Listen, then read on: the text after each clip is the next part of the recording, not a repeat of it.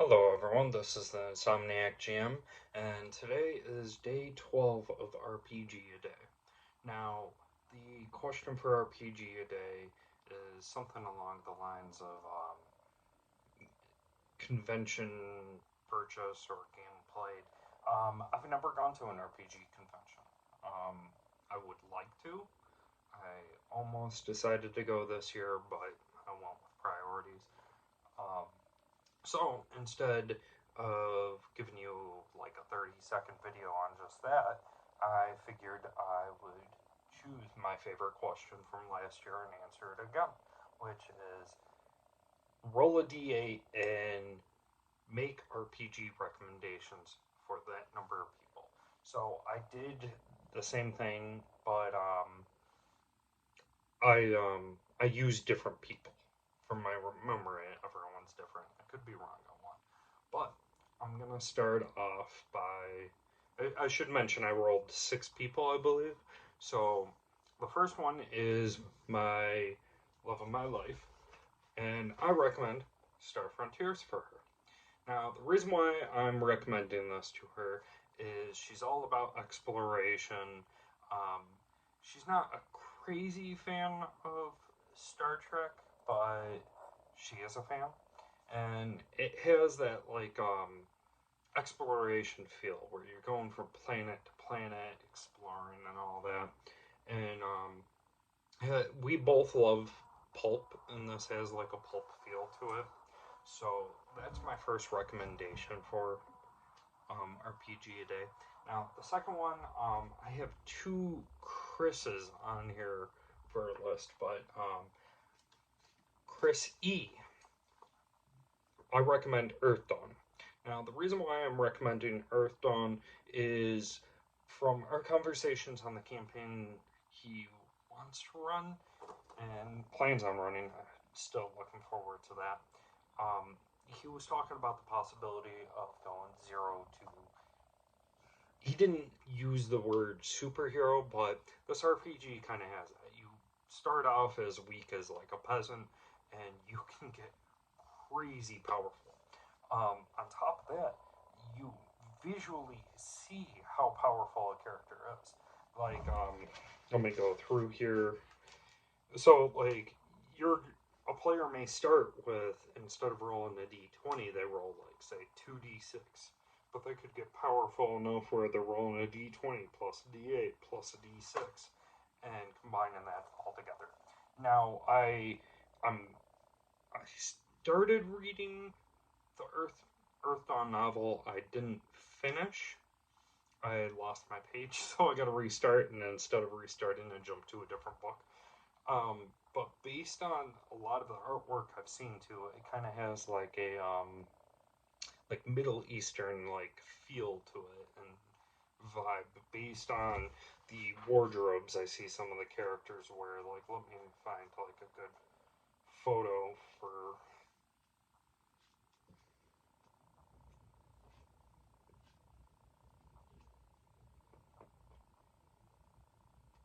I could be wrong, but I don't know. Some of the artwork I've seen where I'm like, where does this take place exactly? Like, I kind of get that feel with like the spellcasters. But that's my suggestion. Oh, and then also the enemies in the game are kind of like cosmic too. So um, they have a bit of like a Lovecraftian feel to them. They're more like demons, but yeah. So there's my recommendation for Chrissy. Now next I have Alec. Now Alec, I really wanted to recommend Savage Worlds because I know he's a movie buff and you can implement a lot of different ones, but I had to go with Chill or Crypt World. Now, the reason why I say that is I know he's a huge fan of Universal Monster movies. And when it comes to Chill and Crypt World, it's kind of your creature feature RPG. So you can run many different games with different monsters. However, there is a big focus on gothic horror. You have your vampires, you have your werewolves, you have like Frankenstein, Creature from the Black Lagoon. witches, all that kind of stuff.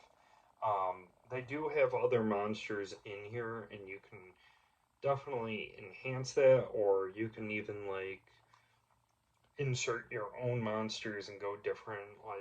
Like they got Psycho Killer for stats, so if you want to do like a slasher, you can. Or they got Puppet Master, so if you want to go with a movie Puppet Master, for instance. Um, they got Sasquatch. You can do like a cryptid thing, you know. But when it comes to Crypt World and Chill, it has a pretty good focus on Gothic horror, and that's my recommendation for you. Next, I have Andy. Now, I have not received my Kickstarter yet for this RPG, so I only own it digitally, but it's Animon Story.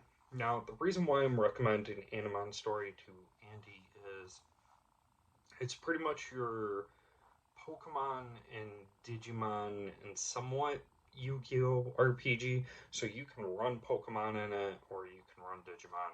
They do have a rule set for Yu-Gi-Oh. Personally, I don't think Yu-Gi-Oh is something you can really put in there, but it may work for you. I might not be skilled enough to do that, but yeah. So I know that Andy is a big Pokemon fan, and he even has like a team that I hear like everyone kicks everybody's butt. Well, you can play or run a game where you have your own team. Could you imagine playing and the champion is your gym leader or your character, or you could even make yours the bug gym leader, or you can even just play as a player and create this team. And now, not only are you using this team, but you're role playing with it. You could have more of an attachment with one of your Pokemon that you don't get from the video games. So now, next we have Chris W. Now, Chris W., I had a harder time deciding with us because the only game we really played with was D&D and Starfinder. So I'm not really too sure if this is the best recommendation, but I'm going to recommend it anyways. Um, I recommend Cyberpunk. Now, the reason why I'm recommending Cyberpunk is one, I know Chris was telling me he's a fan of sci-fi and he wanted to play a sci-fi game. And I don't know if this is the type of sci-fi necessarily that he wants or you want, but it is a type of sci-fi. Now, on top of that, he also talked about how he likes playing political intrigue games, and that's what made me think of Cyberpunk because you're getting involved with businesses, getting into shady deals, turf wars, all that kind of stuff. And I feel that could lead to a lot of good political intrigue like games. So that's my recommendation for him. Still looking forward to running Cyberpunk. I have one player who's super excited for me to run this. It just never pans out where anyone else wants to play it. So that's my recommendation to you. Now, lastly, I have Tristan. Now, Tristan has been begging me to run him a Naruto like game. And I'm actually in the process of working on something like that. I'm not using the system, but if he was to run a game, this was what I would recommend to him. Um, OVA. Tristan is a huge anime fan, and like I said, Naruto. Now, how this game works is you choose your strengths and you choose your weaknesses. So let's say you go with, okay, let's say Naruto, okay? And I'm trying to remember the names of these. I'm so sorry, I haven't watched them forever. So let's say you want to choose like you want to make that Rasengan or whatever the ball attack. You can make that really powerful, but one of your flaws is you could put down a requirement. You have to use a shadow clone first so you can use it. So now there's that weakness put in, so it requires less energy. Um, you can put in strengths in the game as like you're stronger. You go through armor. You can cast fire. You can transform into a magical girl. It's not just limited to Naruto, but to pretty much any anime. And then you got weaknesses like you're a crybaby, or you're a pervert, or accidental transformation. And the character sheet, let's see if it's in back. Usually they are. Yep. It's really simple. Okay. So you can really tailor what type of game you want, and it's very simple. Your stat goes from, I believe it's like -5 to 5, and it's you roll that many dice plus one extra, and then you go with whatever is the highest roll, or if you have duplicates of that number, you add them together. So if you get, like, say, 3 2s and a 4, then you go with the 2s. 3 times 2, that's 6. So you got a 6 for that victory. If you have a 0 in a set, you only roll 2 6-sided dice. So it's very simple. But, and it's some cinematic where you can have two characters attack each other, or one can attack the player, and they can choose to either dodge the attack or go all out. They get rid of their defense, they're going in for a strike, and whoever hits is going to do massive damage. So it becomes that cinematic scene where they both dart, slash, and they drop to the ground, and we wait to see who falls.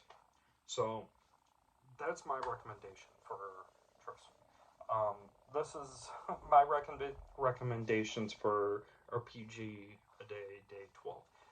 One thing I would like to ask is for this is obviously I don't think you're going to be tagging friends in that, but for RPG a day 12, my question: what would you recommend to me for an RPG based on what you've seen on my channel that I haven't covered or don't own that you're aware of?